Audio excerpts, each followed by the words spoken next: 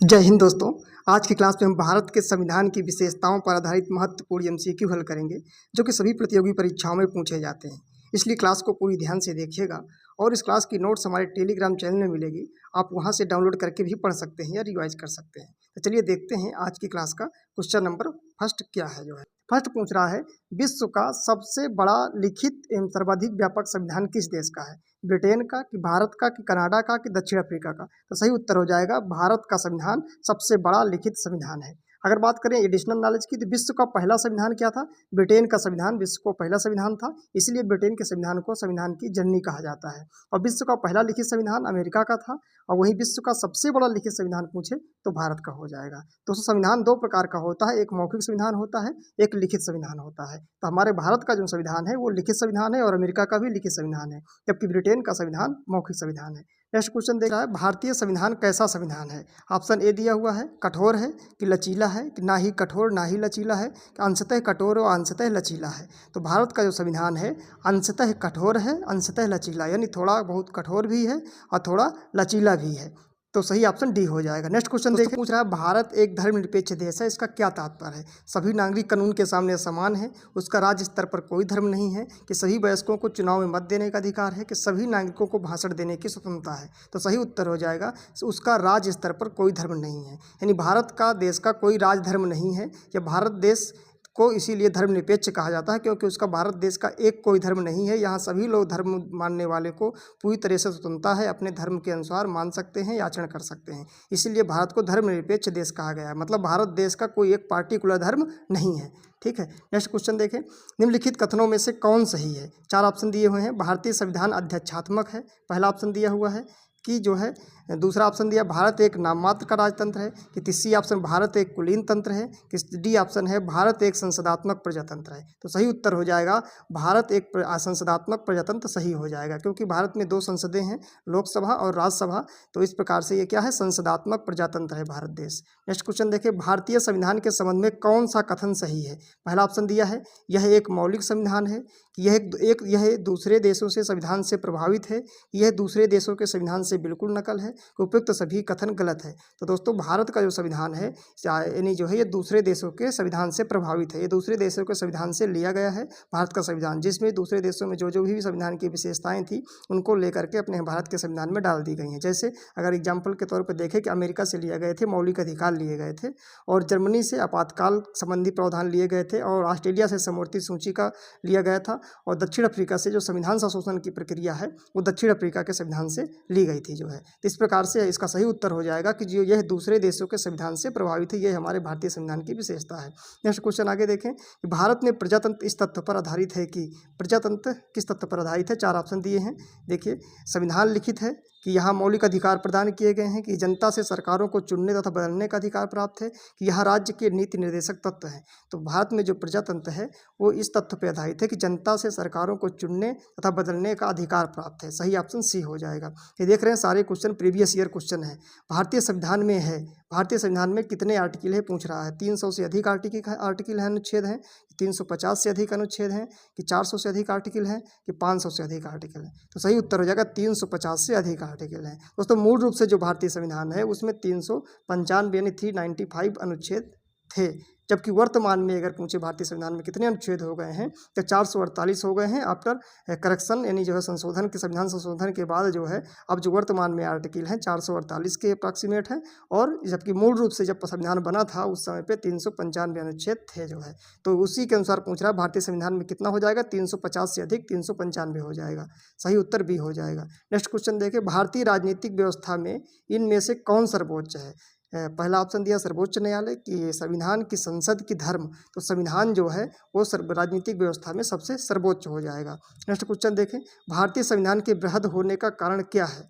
भारतीय संविधान बहुत ज़्यादा बड़ा है, हमारा सबसे लिखित बड़ा संविधान है, विश्व का सबसे बड़ा लिखित संविधान भारत का संविधान ही है। तो इसका कारण क्या है? इनमें से अनेक संविधानों को अनुभव समाविष्ट है, कि इसमें से विस्तृत प्रशासकीय प्रावधान है, यह एक बड़े देश के शासन से संबंधित है, इसमें संघ तथा राज्य दोनों सरकारों का संविधान है। तो सही उत्तर हो जाएगा ऑप्शन डी, इसमें संघ तथा राज्य दोनों सरकारों के सरकारों का संविधान है, इसीलिए ये बड़ा संविधान है भारत का संविधान।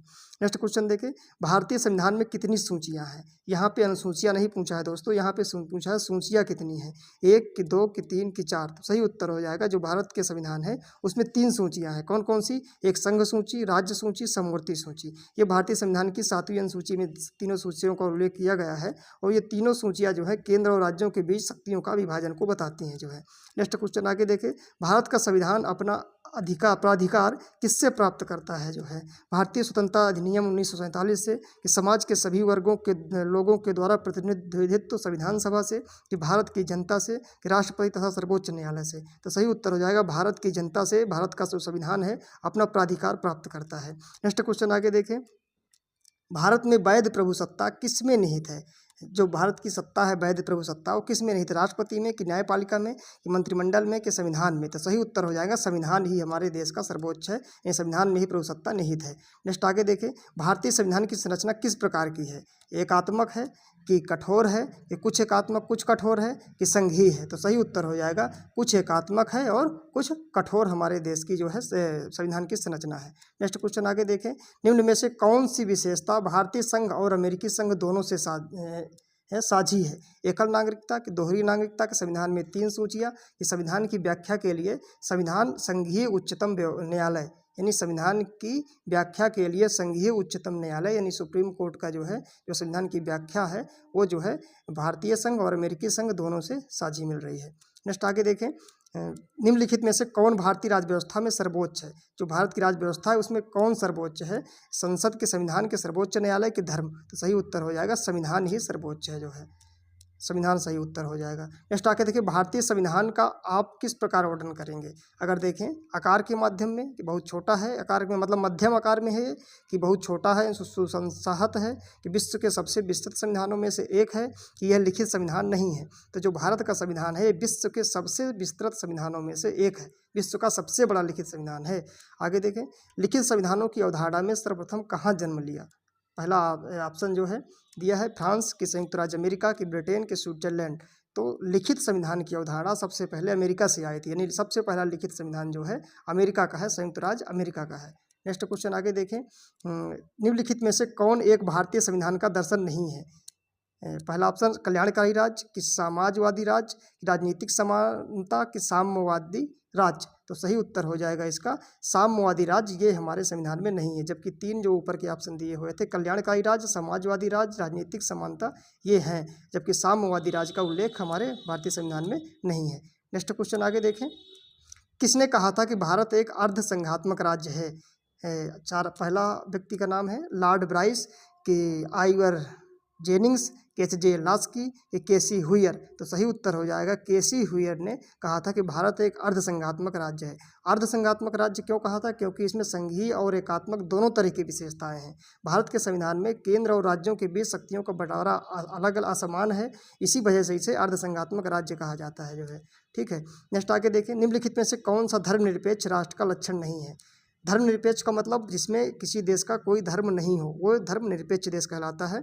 और वो उसमें या कह सकते हैं इस तरीके से कि उसमें सभी व्यक्तियों को अपने अपने अनुसार धर्म को मानने की स्वतंत्रता है। तो ये भारत एक धर्मनिरपेक्ष देश है, लेकिन कौन सा लक्षण नहीं है? यह धर्मतंत्र को अस्वीकार करता है, कि यह धर्म को राष्ट्र से अलग करता है, कि यह राष्ट्र को धर्मनिरपेक्ष होने के लिए अवश्य ही लोकतांत्रिक होना चाहिए, कि इसको अवश्य ही धार्मिक संघर्ष रोकना चाहिए और धार्मिक समन्वय बढ़ाना चाहिए। तो पूछा था कौन राष्ट्र का लक्षण नहीं है, तो ये एक राष्ट्र को धर्मनिरपेक्ष होने के लिए अवश्य ही लोकतांत्रिक हो, ये कोई ज़रूरी नहीं है कि जो देश लोकतांत्रिक है वही धर्मनिरपेक्ष राष्ट्र हो, ऐसा कोई ज़रूरी नहीं है। हाँ, ये हो सकता है कि धर्मतंत्र को अस्वीकार करता हो, धर्म को राष्ट्र से अलग रखता है और इसको अवश्य ही धार्मिक संघर्ष को रोकता है और धार्मिक समन्वय बढ़ाता है। ठीक है, तो वो धर्मनिरपेक्ष देश कहलाता है। नेक्स्ट क्वेश्चन देखें, डॉट लिखित नियमों का एक समूह है जिसे किसी देश में रहने वाले सभी लोगों द्वारा स्वीकार किया जाता है। मतलब 4 ऑप्शन दिए गए हैं, इनमें से कौन सा एक लिखित नियमों का समूह है जो देश के सभी लोग उस देश में रहने वाले स्वीकार ही करते हैं? विधेयक, की संविधान, की प्रपत्र, की याचिका? तो सही उत्तर है संविधान एक लिखित नियमों का समूह होता है। नेक्स्ट क्वेश्चन देखें, भारत का संविधान सरकार की डॉट प्रणाली के साथ एक संप्रभु समाजवादी धर्मनिरपेक्ष लोकतांत्रिक गणराज्य है। तो कौन से प्रणाली का वो नाम पूछा है? 4 ऑप्शन दिए हैं कि किस प्रकार की प्रणाली से? तो राजतंत्रीय, के संसदीय, के राष्ट्रपतीय, के एकात्मक? तो सही उत्तर हो जाएगा संसदीय प्रणाली, यानी बी ऑप्शन सही हो जाएगा। जो क्या है, भारत का संविधान सरकार की संसदीय प्रणाली के साथ एक संप्रभु समाजवादी धर्मनिरपेक्ष लोकतांत्रिक गणराज्य है। तो सही उत्तर हो जाएगा संसदीय प्रणाली। नेक्स्ट आगे देखें, भारत भारतीय संविधान को किसने तैयार किया था?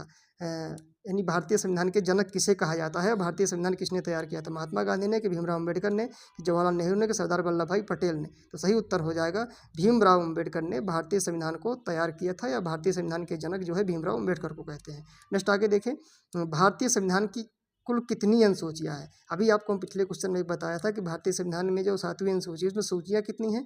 तो सूचियाँ 3 थी। यहाँ पूछा अनुसूचियाँ कितनी हैं, तो अनुसूचियाँ हो जाएंगी, सही उत्तर 12 अनुसूचियाँ हैं। दोस्तों मूल संविधान में अगर बात करें तो 22 भाग थे टोटल, और 8 अनुसूचियाँ थी, 395 अनुच्छेद थे। जबकि जो वर्तमान समय में है ये 22 भाग से होकर 25 भाग हो गए हैं, और 8 अनुसूचियाँ से 4 अनुसूचियाँ बढ़ गई हैं, 12 अनुसूचियाँ हो गए हैं, और अनुच्छेद 395 से 448 हो गए हैं। इतना परिवर्तन आ चुका है। यानी पहले 22 भाग 8 अनुसूचियाँ 395 अनुच्छेद थे, और वर्तमान में 25 भाग अब 12 अनुसूचियाँ 448 अनुच्छेद हैं। ठीक है। नेक्स्ट आगे देखिए, भारतीय संविधान कब लागू हुआ था? अगर बात करें भारतीय संविधान कब लागू हुआ था, 15 अगस्त 1947 को, 26 जनवरी 1950 को, 26 नवंबर 1949 को, 1 जनवरी 1950 को? तो सही उत्तर हो जाएगा 26 जनवरी 1950 को हमारे देश का भारतीय संविधान लागू हुआ था। अगर बात करें संविधान को बनने में कितना टाइम लगा था, तो 2 वर्ष 11 माह 18 दिन में बनके तैयार हो गया था। और 26 नवंबर 1949 को संविधान पूरी तरह से बनके तैयार हो गया था, या अंगीकृत हो गया था, या स्वीकार किया गया था, ये कहेंगे। लेकिन अगर पूछे लागू कब हुआ था, तो 26 जनवरी 1950 को लागू हुआ था। दोस्तों उम्मीद करता हूँ क्लास पसंद आई होगी। क्लास को लाइक कर दें, जिससे दूसरे छात्रों को ही पता चल जाता है क्लास अच्छी है, और चैनल जरूर सब्सक्राइब कर लें। Thank you so much. जय हिंद, जय भारत।